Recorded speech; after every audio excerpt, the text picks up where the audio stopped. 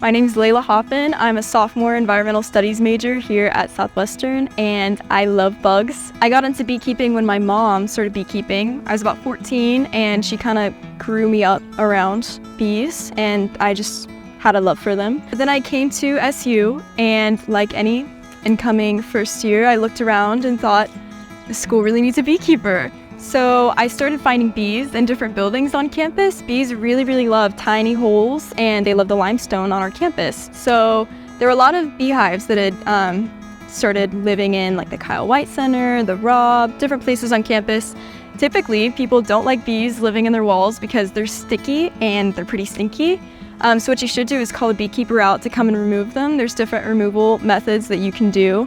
I've done what's called a cutout, which is where I totally open the wall and take pieces of comb out and put them into a new hive. I've also done what's called a trap out, which is basically where you put a cone over the entrance and then they all have to come out because they have no choice. They can't live there anymore. I've also put up different swarm traps around campus it's like suggesting a home for the bees so that they don't want to live in buildings because that can be a whole mess to get them out of there. One of my swarm traps I set out right in front of Cullen.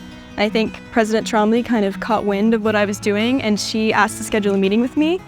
She connected me with Konrad Bouffard, who owns Round Rock Honey. He's an alum from here, and he was like, we should really build this out. I want you to be able to teach other students. He's very passionate about bees. So now we have 9 hives.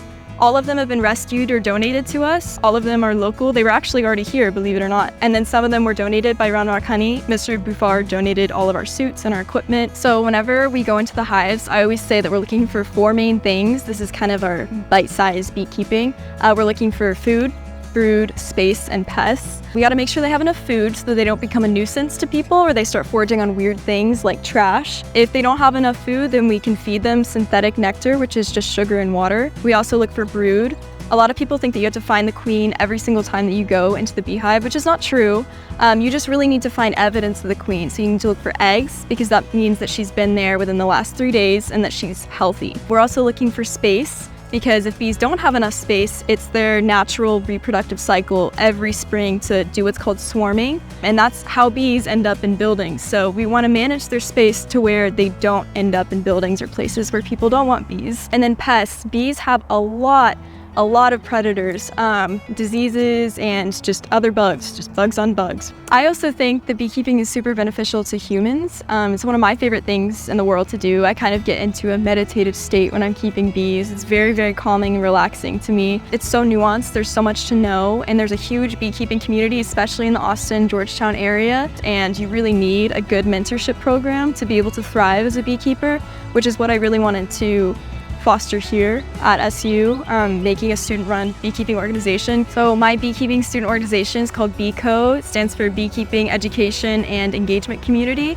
And we have a bunch of beekeepers that we take out here and we teach them about the 4 things that we just talked about. So just kind of like beginner beekeeping, and then we're gonna train them up. We pull honey, we educate people about bees, and we make things from beeswax. We maintain the butterfly way station and just expand the pollinator habitat around SU, and we just have a lot of fun. One of my main goals when creating this organization was to help foster relationship with the environment and students so that when they go off and graduate, they'll become great conservationists for the environment. And hopefully they'll love bugs a little bit as much as I do.